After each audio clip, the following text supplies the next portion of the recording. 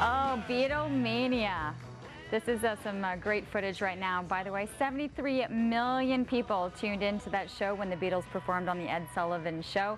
And that was the backdrop. That was the creation of the story for Can't Buy Me Love. The situation in which kind of everything else has started, and it's a wonderful concept behind it. It is wonderful to have Dan McNeil, the author of Can't Buy Me Love, here on the show. Great to have you back on set. I know that you had a great discussion with Kurt prior to when he took off, but this is really your baby. This is something you've been working on for quite some time. A long time. Yeah. A long time. What was the idea behind it? I'd read there was an urban myth that said something to the effect of, while they performed on the Ed Sullivan Show in that hour on that Friday, Sunday night in '64, not a major crime was committed in New York City. Like, not even a hubcap was stolen. And I immediately thought, what a great time to rob a bank. You know, 73 million people watching TV, no one watching the banks. And that was the start. So what then happened with the character development and the underlying story? Well, I've always had the idea. I've had the idea for a long time, and I wrote a book before this. And the reason why I wrote the first book was just to see if I could pull it off. And I figured if I could do that, then I could do this. And so anyway, it was like my baby. You know, I always had this idea, and I always had the characters in mind and exactly what had happened. So there wasn't a whole lot of plotting out, because I knew it. And okay, wait. I'm understanding right now. You wrote the first book. yeah. The first book, which had nothing to do with anything like this. No, nothing at all. Completely different. In an effort to just see your writing skills, to be able to see the process of writing a book. I just want to see if I could pull it off, because you hear people writing books all the time. How hard can it be? It's hard. It's hard. I mean, the hours that are spent in this. How much goes into this? Well, 4 years for the first one. This one was a little bit better. It's about 2 years. My copy editor actually added another 6 months to it, because she insisted on me adding a love scene that I had no idea how to write. So it took me 6 months. Dan, I am trying to picture you trying to write a love scene. I know, so you had to find your characters. You had to go a little deeper. She wouldn't help me. You know, she said, well, you can do it. Just make sure that it's erotic and not pornographic. And I was like, how does that help? Seriously. Anyway, 6 months later, I finally nailed it, so to speak.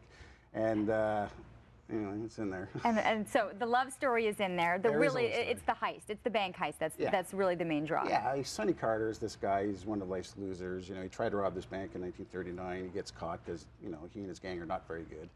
Gets out 25 years later, but, you know, he's so consumed with robbing this particular bank, especially since the guy that ratted him out back in '39 is now the bank president. So there's a little bit of wow, okay. So anyway, he meets this bank employee, Sarah, who's also got designs on possibly doing something with the bank, and they come together. And I'm assuming there's a love story. Yeah, there is. There's the love story angle to it. Can you believe that? So what has the reaction been? I mean, I know you've had a lot of colleagues, everyone involved, but great reaction. Yeah, there is. I'm getting a lot of good reviews for it, and it's amazing. You know, I don't know what to say. I'm just so happy. The one thing that I know, and following you on Twitter, is there seems to be a great group of writers. There seems to be a really strong community of writers here. Well, there's a lot of good writers groups. One of them that I joined was the Authors Social Media Support Group, and they help everybody out. So if you tweet your book out, you've got a whole army of other writers that will automatically tweet it out as well. So you've got, you know, thousands upon thousands of people tweeting out your book. It's great. It's really good. Well, and it's especially for people who are doing this on their own, you know, and are trying to be able to get that out and the word out about the book. Now, you've got a great event happening. I know the Greenfields Pub out in Barrhaven is pretty much your home base. Yeah, doing a launch tomorrow for the print version. It's been out since September, but the print just came out about a month ago. And when I finished writing the book, I always had this idea, because I play in a band, when I do the launch, I wanted to have the band play. And so we play Greenfields quite often, so I checked into it, and they thought, yeah, that's a really cool idea. Nobody's ever done that before.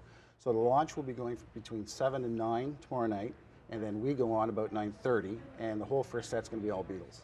Oh, so you've dedicated the first bit of music. Yeah, we've been doing a lot of practices, and it's a lot harder than you think. To play their music.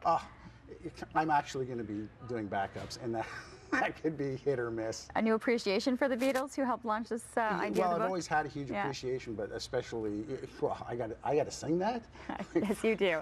This is all happening at the Greenfields Pub tomorrow night. You got the books, you've got the Beatles, and you've got Bazooka Joe, because Bazooka Joe is the name of your band, right? Absolutely. And a lot of people will be very familiar with the band as well. And so this is what happens from the minds of an editor, a crazy editor here at our station. Years later, 2 books out, Can't Buy Me Love. Congratulations, Dan. Really happy for you. And if you have the chance to open to the public tomorrow to get in, awesome. Greenfields Pub, if you can do it.